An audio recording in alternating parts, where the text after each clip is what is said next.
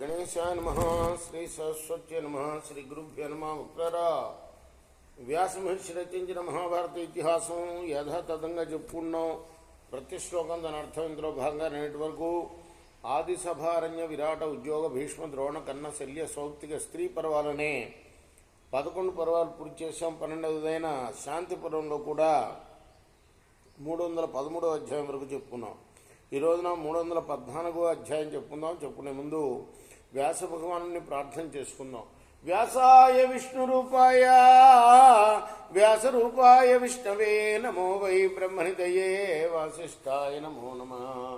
నారాయణం నమస్కృత్య నరం చైవ నరోత్తమం దేవీం సరస్వతిం వ్యాసం తతో జయముదీరయేత్.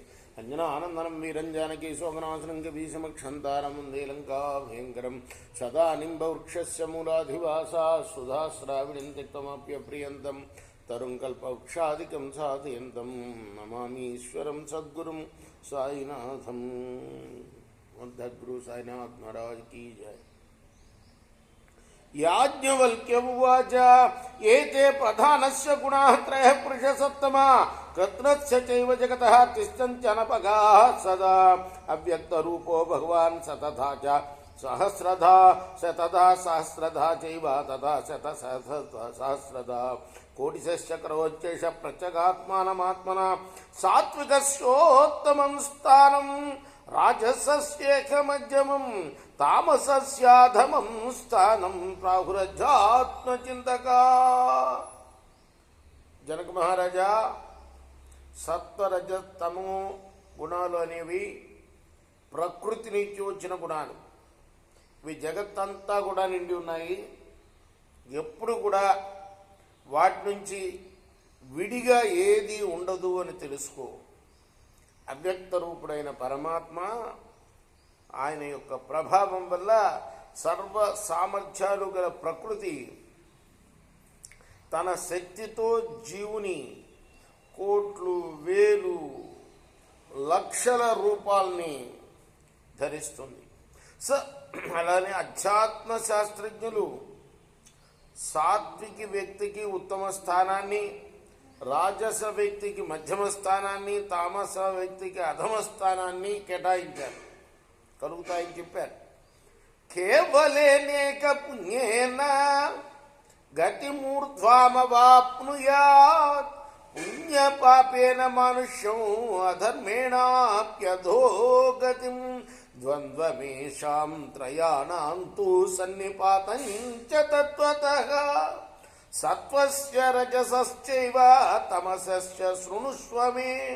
సత్వస్య తు రజో దృష్టం రజసస్య తమస్తథా తమసస్య తథా సత్వం. సత్వస్య వ్యక్తమేవ చ అవ్యక్తః సత్వ సంయుక్తః దేవలోకమవాప్నుయాత్.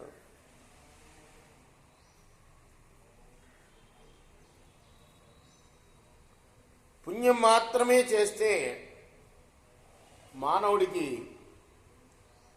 ఊర్ధ్వగతి కలుగుతుంది. పుణ్యపాపాలు రెండూ చేస్తే మధ్యమ గతి కలుగుతుంది. పాపం మాత్రమే చేస్తే అధోగతి కలుగుతుంది. సత్వ రజస్తమస్సులనే త్రిగుణాల ద్వంద్వ సన్నిపాతాలను యథార్థ రూపంగా చెప్తా విను. సత్వగుణంతో రజోగుణం, రజోగుణంతో తమోగుణం, తమోగుణంతో సత్వగుణం, సత్వగుణంతో అవ్యక్తానికి కలయిక కనిపిస్తున్నది. అవ్యక్తం అంటే జీవాత్మ. జీవాత్మ సత్వగుణంతో కనుక కలిస్తే దేవలోక ప్రాప్తి కలుగుతుంది. రజః సత్వ సమాయుక్తః మానుషేషు ప్రపద్యతే రజస్తమోభ్యాం సంయుక్తః తిర్యగ్యోనిషు జాయతే. రాజసై తామసై సత్వై యుక్తో మానుష్యమాప్నుయాత్ పుణ్య పాప వియుక్తానాం స్థానమాహుర్మహాత్మనాం శాశ్వతం చ వ్యయం చైవం అక్షయం చామృతం చ తత్. జ్ఞానినాం సంభవం శ్రేష్టం స్థానమవ్రణమచ్యుతం అతీంద్రియమబీజం చ జన్మ మృత్యుతమోనుదం. అవ్యక్తస్థం పరం యత్తత్పృష్టస్థేహన్నరాధిప స ఏష ప్రకృతిస్థో హి తస్థాయిచ్చ విధీయతే అచేతనా చైవ మతా ప్రకృతిశ్చాపి పార్థివ ఏతేనాధిష్ఠితా చైవ సృజతే సంహరత్యపి. రజోగుణ సత్వగుణాలు కలిస్తే మానవ లోకానికి వెళ్తాడు జీవుడు.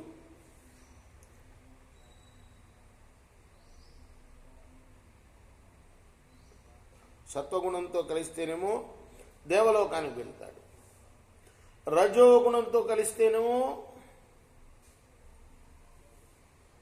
సత్వగుణాలు కలిస్తేనేమో మానవ లోకానికి వెళ్తాడు జీవుడు. అలానే రజోగుణ తమో గుణాలు కలిస్తే తిరియ జన్మలు పశుపక్షా జన్మలు లభిస్తాయి. రాజస తామస సత్వగుణాలు 3 కలిస్తే జీవుడు మళ్ళీ మానవ జన్మే పొందుతాడు. పుణ్యపాపాలు లేని మహాత్ములకి సనాతనం వికారరహితం అక్షయం అమృతమైన పదం కలుగుతుంది. అంటే పుణ్యపాపాలు లేకపోవడం ఏంటంటే పుణ్యాన్ని విడిచేయాలి ఈ భూలోకం మీదనే, పాపాన్ని విడిచేయాలి. పాపాలు లేకుండా ఉండాలి, పుణ్యాలు కూడా లేకుండా ఉండాలి. అదే చెప్తాయి అన్ని పురాణాలు కూడా. అందుకోసమే పురోహితుడు ఏం చేస్తాడు, పూజ చేయించి తత్ఫలం తత్స బ్రహ్మార్పణమస్తు భగవంతుడు సమర్పిస్తాడు ఆ ఫలాన్ని. ఆ పుణ్యఫలం కూడా మనకు అంటకూడదనమాట.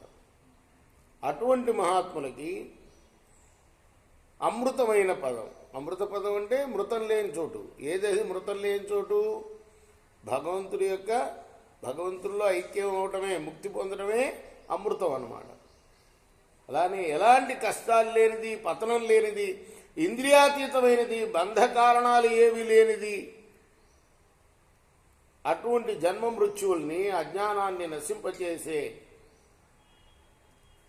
శ్రేష్ఠ స్థానం కేవలం జ్ఞానులకే లభిస్తుంది. నువ్వు అడిగిన అవ్యక్త ప్రకృతిలో ఉన్న పరతత్వం విషయ ప్రశ్నకు ఈ చెప్పబోయేదే సమాధానం నాయన. ఈ పరతత్వం ప్రాకృతమైన శరీరంలో ఉండటం చేతనే, ప్రాకృతం అంటే ప్రకృతి నుంచి వచ్చిందనమాట ఈ శరీరం. అందువల్లనే ప్రకృతిస్థం అంటారు దీన్ని, ప్రకృతిని అచేతనం అంటారు. ఈ పరతత్వం అధిష్ఠించడం చేతనే అది సృష్టి సంహారాల్ని చేస్తూ ఉంటుంది.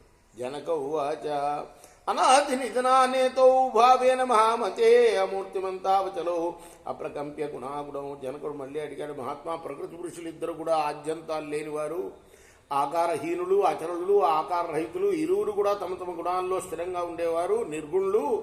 అగ్రాహ్యా వృషిశార్ధుల కథమే కోక్ష్యచేతన చేతనావాం తథా చైక క్షేత్రజ్ఞైతి భాషిత త్వం హి విప్రేంద్రకారస్యేన మోక్షధర్మోపాససే సాకల్యం మోక్షధర్మస్య శ్రోతుమిచ్చామి తత్వతః అస్తిత్వం కేవలత్వం చ వినాభావం తథైవ చ దైవతాని చ మే బ్రూహి దేవం యాన్యాశ్రితాని వై తథైవోత్క్రామిణం స్థానం దేహినో వై విపద్యత కాలేన యద్య ప్రాప్నోతి స్థానం తత్ప్రబ్రవీయమే సాంఖ్యజ్ఞానం చ తత్వేన పృథగ్యోగం తథైవ చ అరిష్టాని చ తత్వాని వక్తుమర్హసి ఉత్తమావిదితం సర్వమేతత్తే ప్రాణావాన్ అమలకం యథా. మునిశ్రేష్ఠ,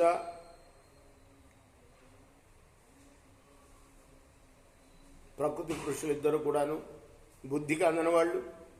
మరి ఆ ఇరువురిలో ఒకటైన ప్రకృతిని మీరు అచేతనం అన్నారు, రెండవ వాడేమో చేతనుడు అంటున్నారు, క్షేత్రజ్ఞుడు అంటున్నారు. ఇలా ఎందుకు అంటున్నారు బ్రాహ్మణోత్తమా?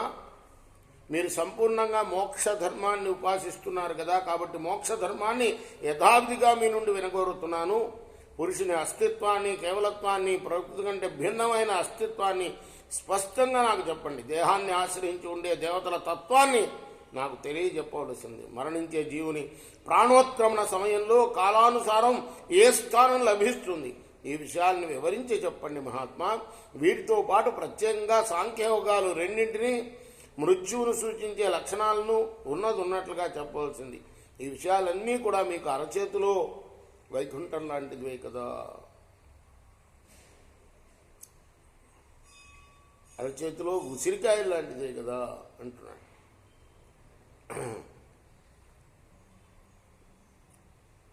పాణావామలకం యథ, इति श्री महाभारते शांतिपर्वणि मोक्षधर्मपर्वणि याज्ञवल्क्य जनक संवादे 14,300तमोऽध्यायः इति व्यास महर्षि रचिंచిన महाभारत इतिहासంలోని